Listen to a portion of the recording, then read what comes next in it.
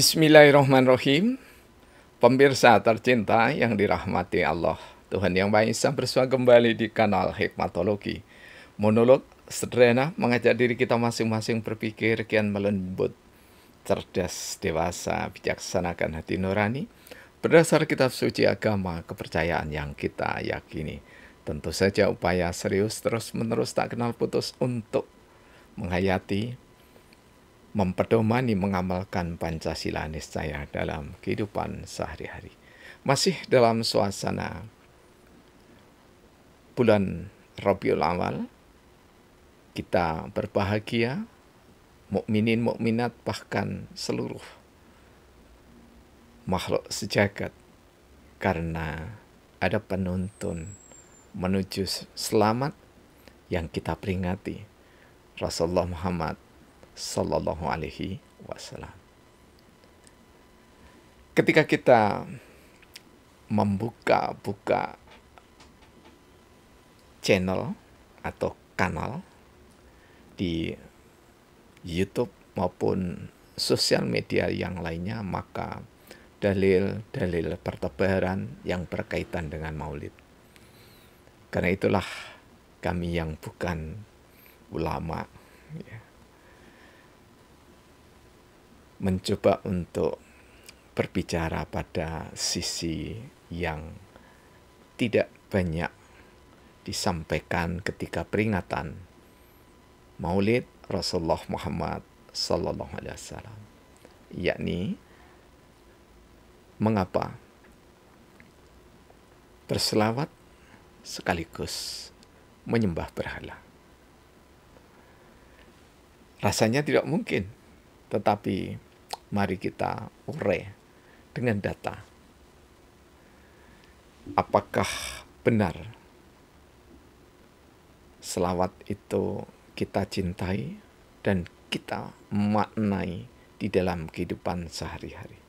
Ataukah kita justru, apalagi menjelang pemilu kada, pemilihan umum kepala daerah, justru kita menyembah berhala?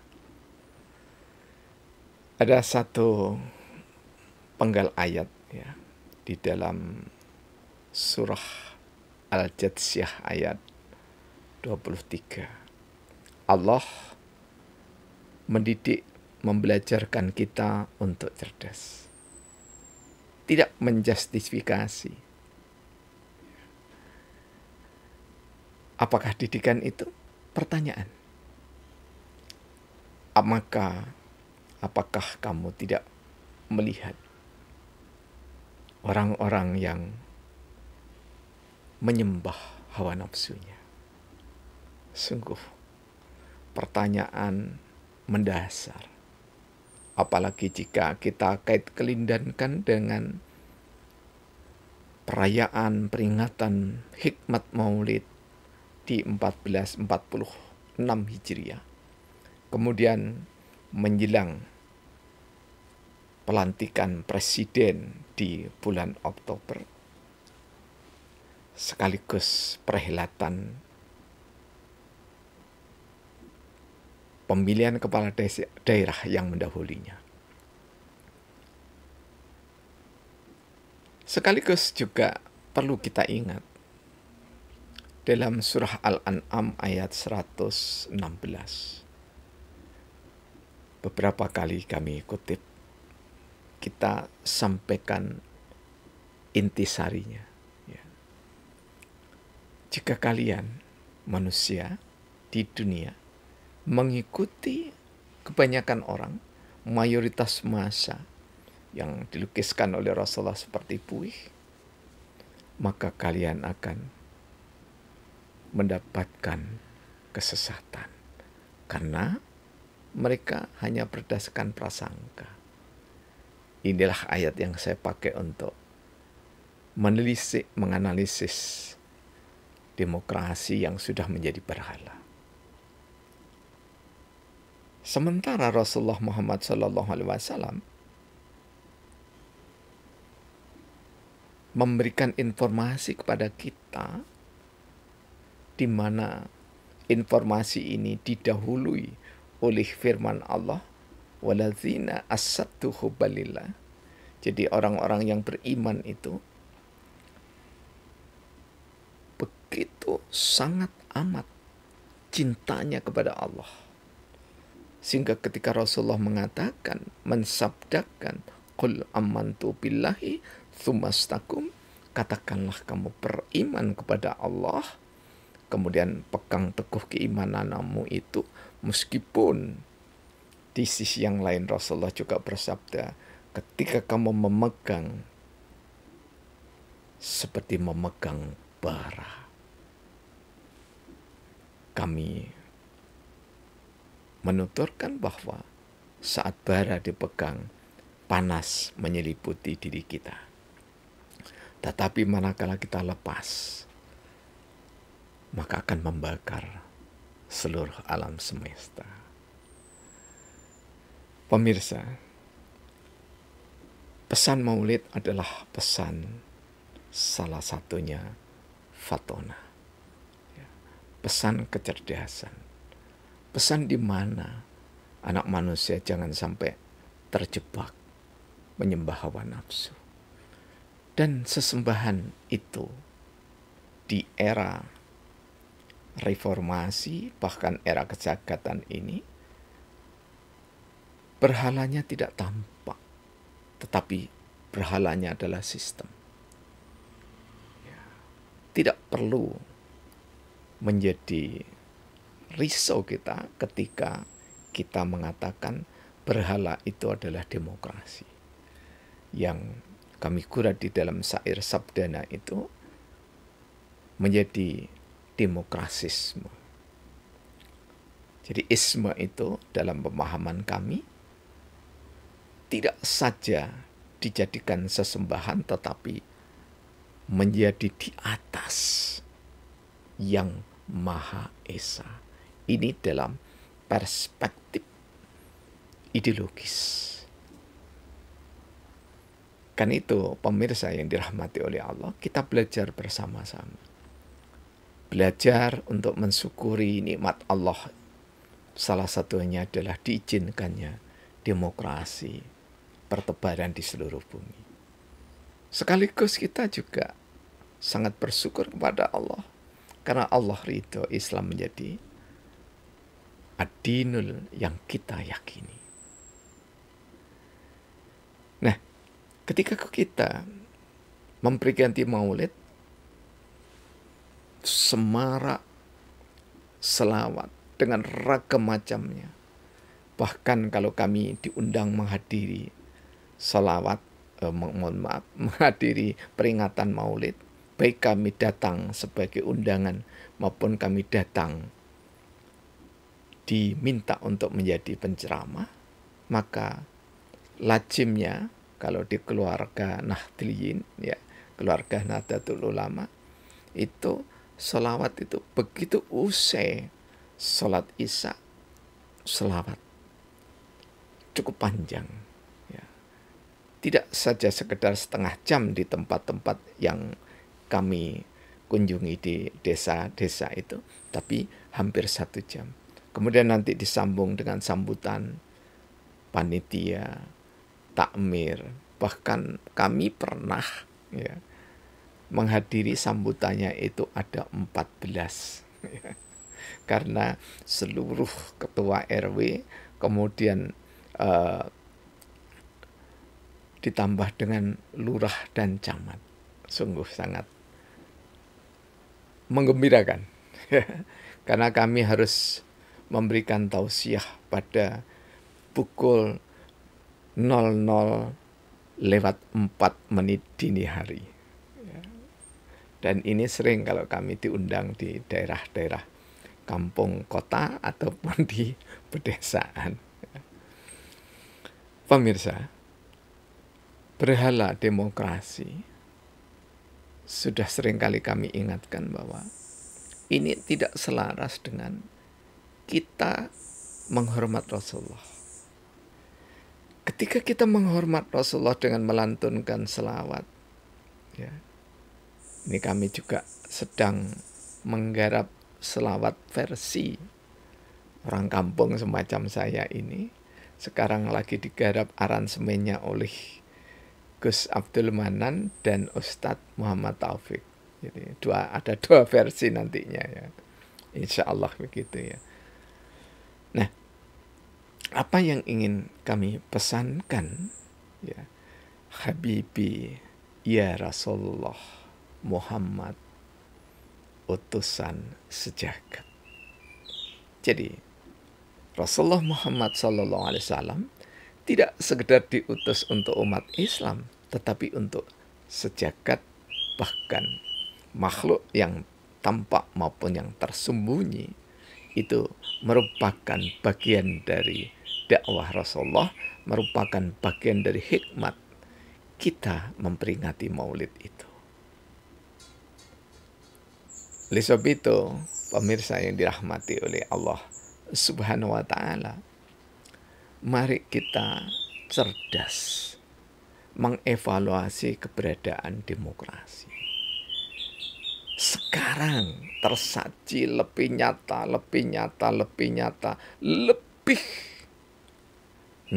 bahwa oligarki dan demokrasi itu sama buruknya. Bukan oligarki Indonesia, bukan. Tapi oligarki di seluruh dunia itu sama jahatnya, sama buruknya dengan demokrasi yang diterapkan di seluruh dunia. Nah, kritik yang bersifat teoritik ini ya, kita ambil dari data betul-betul yang real. Kita membuktikan pada saat pemilihan calon presiden, tokoh masyarakat tidak dilibatkan. Pada saat pemilihan bakal calon, ya tadi juga bakal calon wali kota, bakal calon bupati, bakal calon gubernur, tokoh masyarakat tidak dilibatkan. Bahkan, mohon maaf, sekelas Ingkang Sinuwun Hamengkubuwono, Ingkang Sinuwun Pakubuwono, ini kalau di Jawa, dan raja-raja yang tersebar di seluruh Nusantara ini, sama sekali ini kami tidak mengklaim data saya benar gitu ya, tapi data yang kami peroleh, tidak ada satupun raja-raja, sultan-sultan yang masih ada sekarang ini di Nusantara, di Indonesia, yang dilibatkan untuk menentukan bakal calon pemimpin daerah. Ini menurut kami melukai keberadaan dari Republik Indonesia, melukai dari keberadaan Negara Kesatuan Republik Indonesia. Karena Indonesia sebelum proklamasi 17 Agustus 1945, bangunan musyawarah untuk mencapai mufakat, sama sekali tidak ada koalisi. Sama sekali jauh dari ruh demokrasi, kapitalisme, liberalisme, hedonisme.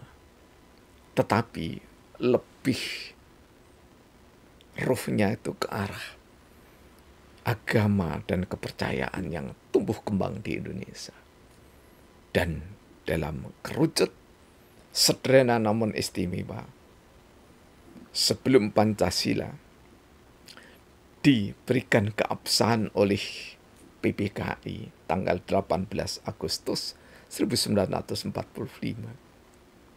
Esensi dari apa yang dipidatokan oleh Supomo, dipidatokan oleh Muhammad Yamin, dipidatokan oleh Bung Karno, sudah diterapkan jauh sebelum sidang BPUPKI atau BPUPK, karena digali dari nilai-nilai luhur yang tumbuh kembang dan diterapkan di kerajaan-kerajaan serta kesultanan Nusantara.